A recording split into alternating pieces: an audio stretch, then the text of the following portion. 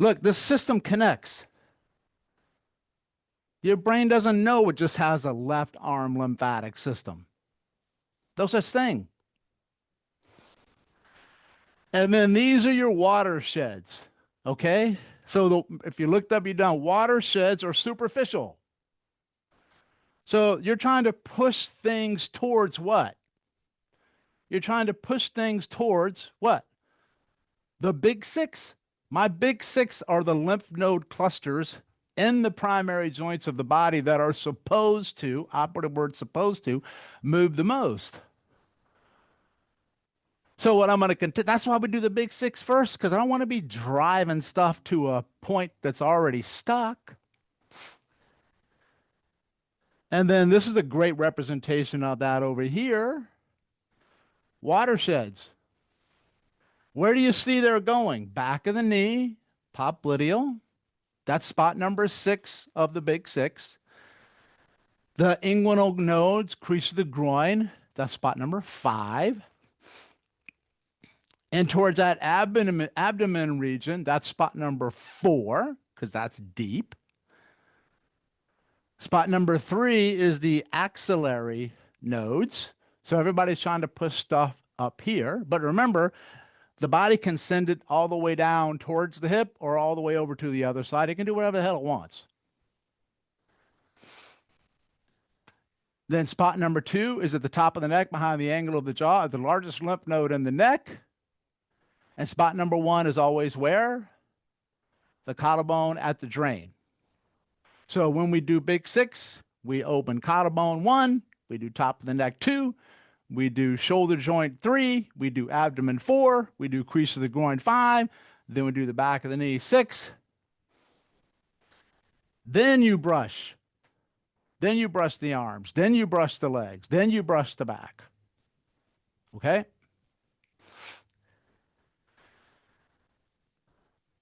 So we're going to talk about the law of hydrodynamics. This is one of the most important things to talk about today.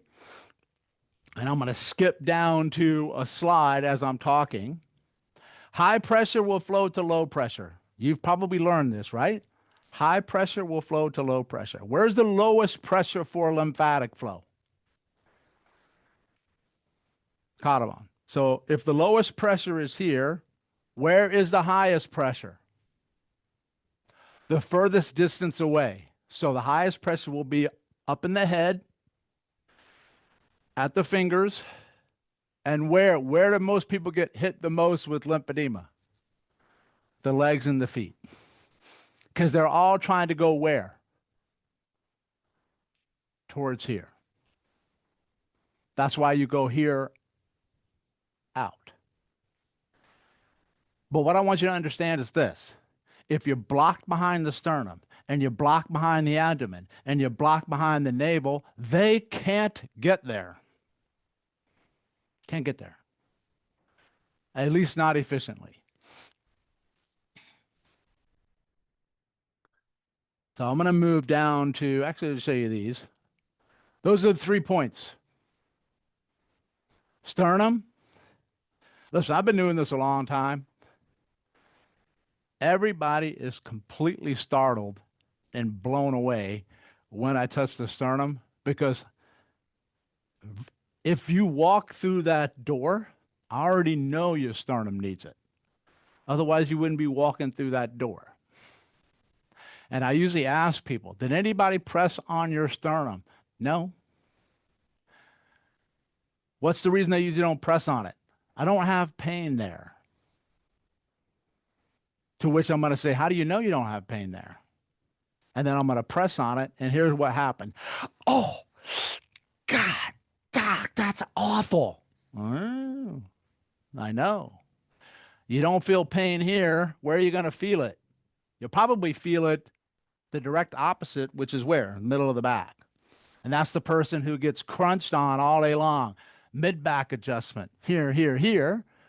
Which is moving some of the lymphatics, but you're missing the front part. You're missing the sternum release. You're missing the lung release. That's what you're missing.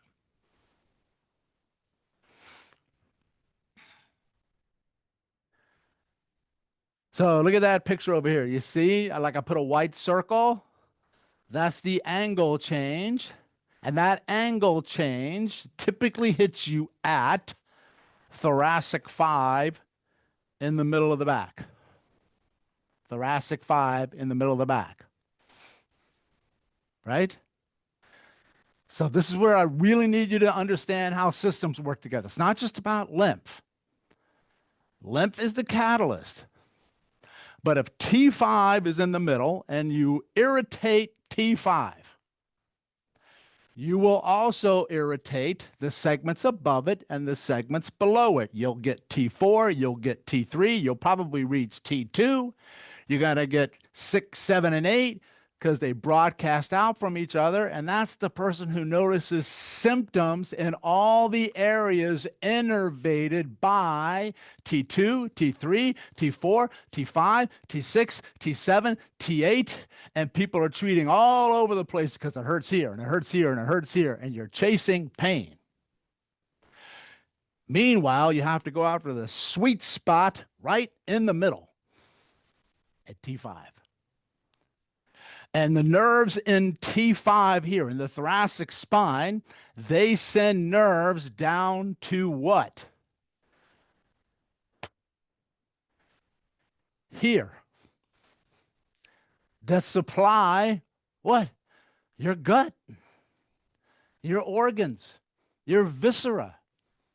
So this stuff here is just reacting to this here and this here. So when you say, Doc, what does my sternum have to do with my gut? Here's my answer. Everything.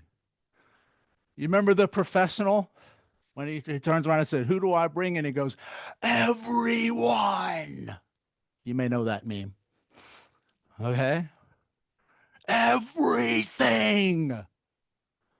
You have to think bigger. And look, it runs right along that vertebra. And along what? The ribs. So hang on, hang on. Where does your sympathetic nervous system reside in the body? Where does it reside? Yeah, you're going to have some stuff up here. But where's the relay station? The thoracic spine. The thoracic spine. Running right in front of the vertebra and along the ribs where the sympathetic called para, next to vertebral vertebra ganglia live, that controls sympathetic input to everything. Okay? So what I'm telling you here is this. If you clear the deep lymph, you will help the sympathetic nervous system, and you will take somebody out of fight or flight, and you will help them heal, recover, and regenerate because you are taking them out of fight or flight.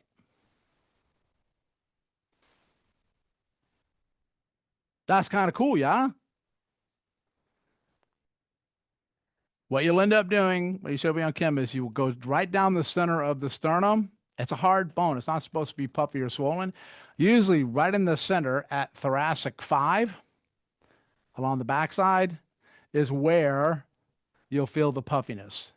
And there will be fascia here. There will be connective tissue because you will have this transfer from right side to left side. So remember, fascia is connective tissue, right?